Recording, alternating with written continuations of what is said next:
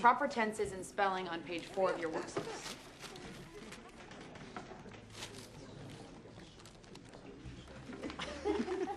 I don't have page 4. I got torn out. Okay, why don't you just use the next blank page?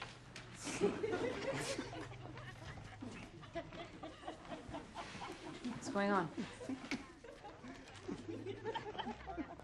What is that? Give it to me.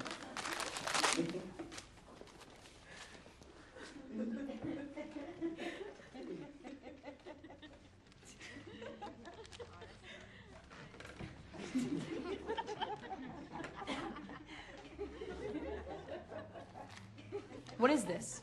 Just leave it alone.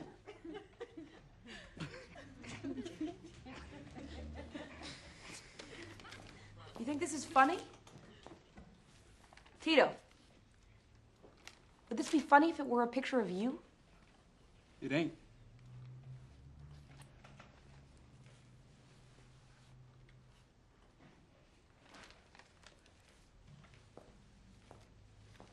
Close the workbooks. I saw a picture just like this once in a museum. Only it wasn't a black man. It was a Jewish man. And instead of the big lips, he had a really big nose, like a rat's nose. But he wasn't just one particular Jewish man. This was a drawing of all Jews. And these drawings were put in the newspapers by the most famous gang in history. You think you know all about gangs? You're amateurs. They'd also published scientific evidence that proved Jews and blacks were the lowest form of human species. Jews and blacks were more like animals. And because they were just like animals, it didn't really matter whether they lived or died. In fact, life would be a whole lot better if they were all dead. That's how a Holocaust happens.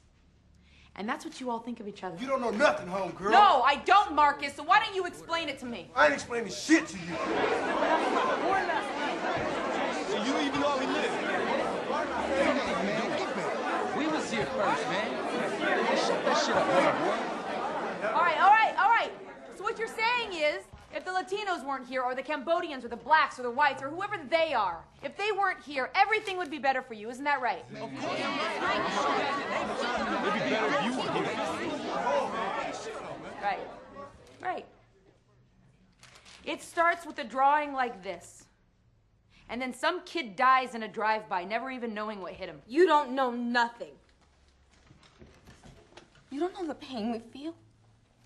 You don't know what we gotta do. You got no respect for how we living.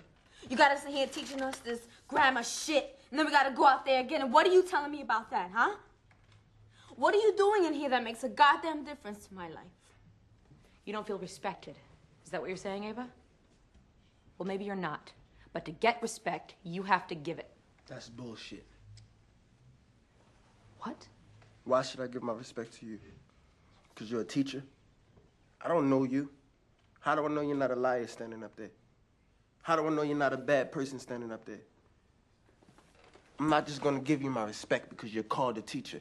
White people always wanting their respect like they deserve it for free.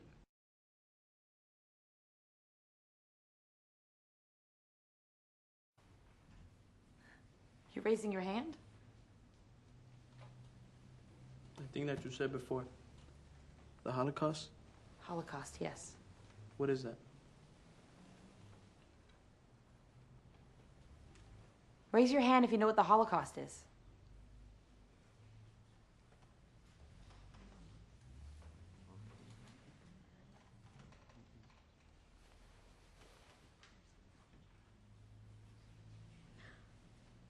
Raise your hand if anyone in this classroom has ever been shot at.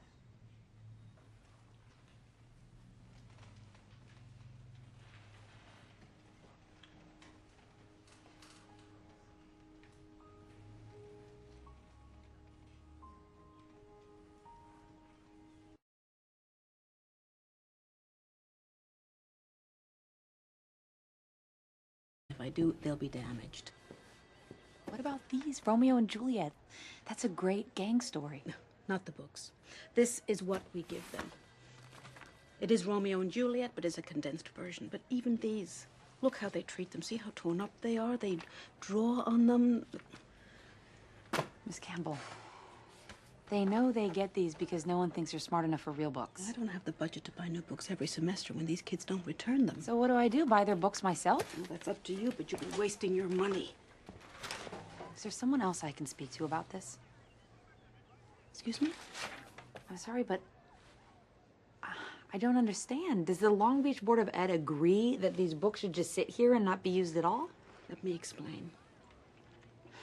It's called site-based instruction. It means that I and the principal each have the authority to make these kinds of decisions without having to go to the board who have bigger problems to solve. Do you understand how it works now? I'm sorry. I didn't mean to overstep your authority. I would never do that. I don't know how to make them interested in reading with these. You can't make someone want an education. The best you can do is try to get them to obey, to learn discipline. That would be a tremendous accomplishment for them. Since you know Margaret better than I do, if I could just get some backup from you. I really think that the stories like The Diary of Anne Frank and that they'd be so great for them. And she doesn't seem to understand that they could relate to these stories considering all that they've faced. Oh, of course. It's a universal story. I mean, Anne Frank, Rodney King, they're almost interchangeable. Are you making fun of me? Yeah.